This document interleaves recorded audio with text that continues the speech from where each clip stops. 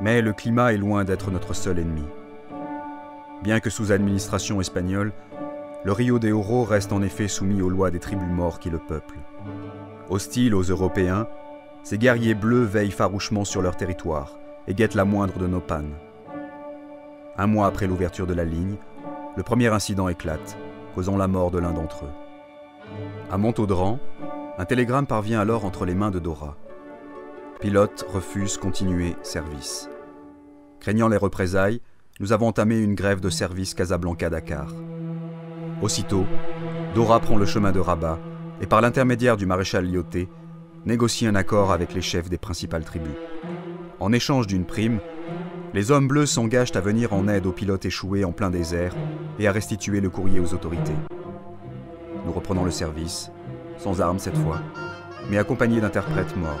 En cas de besoin, ils rappelleront aux insoumis les termes de notre contrat. La menace n'est pas écartée pour autant. Nombreuses sont les tribus qui n'ont que faire de l'accord conclu par les chefs arabes.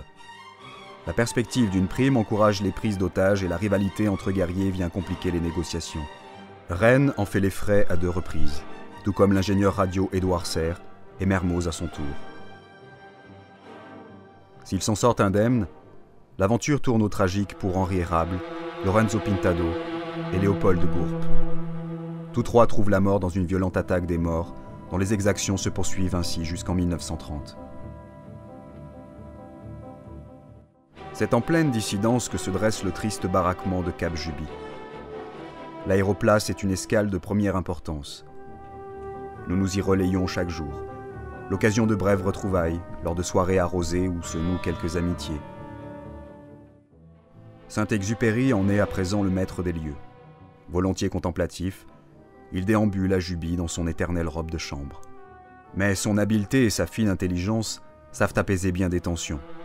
Avec les Espagnols, qui n'hésitent plus à le solliciter lorsque l'un des leurs tombe entre les mains des morts. Avec les guerriers également, qu'il sait comprendre comme nul autre et avec lesquels il échange à loisir quelques mots d'arabe.